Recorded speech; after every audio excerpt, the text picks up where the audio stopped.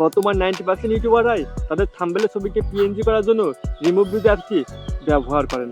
তারা অনেকে হয়তো জানেন না, ফ্রিতে কোনো ছবির ব্যাকগ্রাউন্ড রিমুভ করার জন্য রিমুভ ভিজ অ্যাপটি থেকেও ইনশটের কাটআউট অনেকটাই ভালো। জি হ্যাঁ, এটা আমার মুখের কথা না, জানি আপনারা বিশ্বাস করবেন না, এজন্য আমি আপনাদেরকে প্রমাণ দিচ্ছি।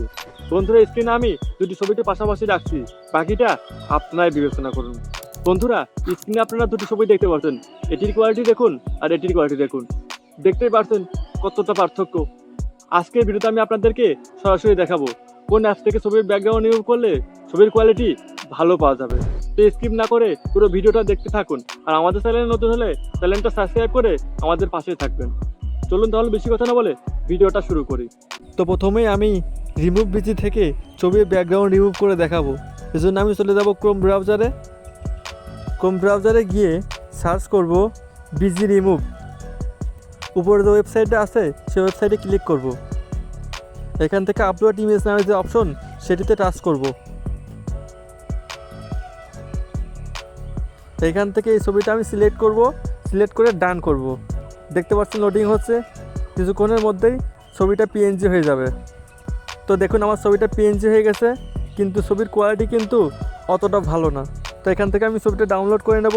এখান থেকে ফ্রিতে যে অপশন আছে সেই ফ্রিতে টাচ করব। টাচ করে এখান থেকে ডাউনলোড হয়ে যাবে। তো আমি এখান থেকে গ্যালারিতে চলে যাব। গ্যালারিতে গিয়ে ছবিটা আমি দেখব ছবিটার কোয়ালিটি। তো দেখতে পাচ্ছেন আমার ছবিটার কোয়ালিটি কিন্তু অতটা সুন্দর না। এর জন্য আমি ছবিটাকে একটু এডিট করব। এডিট করার জন্য আমি ইনশট অ্যাপসে যাব। ইনশট অ্যাপসে গিয়ে এখান থেকে যে ফটো আছে সেই ফটোতে ক্লিক করব। একটু আগে আমি যে ফটোটা পিএনজি করলাম সেটিকে সিলেক্ট করব। সিলেক্ট করে এখানে যে অ্যাডজাস্ট অপশন আছে সেটিতে টাচ করব। টাচ করে এখান থেকে লাইটনেসটা একটু বাড়িয়ে দেবো, কন্ট্রাস্টটাও একটু বাড়িয়ে দেবো, স্যাচুরেশনটাও একটু বাড়িয়ে দেবো। এখান থেকে একটু ফিট দেবো, হাইলাইটটা একটু কমিয়ে দেবো, আর শ্যাডোটা একটু বাড়িয়ে দেবো। তো আমি দ্রুত ছবিটা এডিট করে নিয়ে আপনাদেরকে দেখাচ্ছি।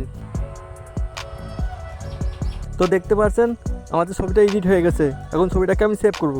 আর সেভ করতে হলে আমাকে উপরে যে এক্সপোর্ট অপশন আছে এক্সপোর্টে টাচ করলে ছবিটা সেভ হয়ে যাবে। এবার এখান থেকে আমি গ্যালারিটা ওপেন করব। গ্যালারিতে যাওয়ার পরে যে ছবিটা মাত্র এডিট করলাম সেই ছবিটা টাচ করব। দেখতে পাচ্ছেন যে ছবিটা ইনশটের মাধ্যমে মাত্র এডিট করলাম, ছবিটা কোয়ালিটি দেখুন। এবার আমি এই একই ছবি ইনশটের মাধ্যমে ব্যাকগ্রাউন্ড রিমুভ করে দেখাবো।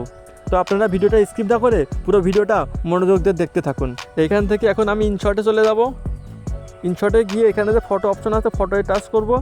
টাচ করে যে ছবিটা আমি রিমুভ বিজি থেকে ব্যাকগ্রাউন্ড রিমুভ করছি সেই ছবিটা সিলেক্ট করব। সিলেক্ট করে এখান থেকে একটু সাইডে গেলে আমরা দেখতে পারবো কাট আউটে টাচ করলে ছবিটা অটোমেটিক ব্যাকগ্রাউন্ড কাট হয়ে যাবে। তো এখান থেকে আমি ওকে করে দেব। ওকে করে এখান থেকে অ্যাডজাস্টে টাচ করব।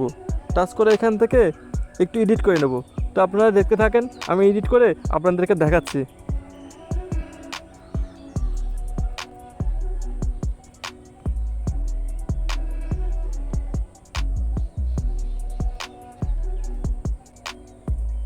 তো দেখতে পাচ্ছেন আমার ছবিটা এডিট হয়ে গেছে।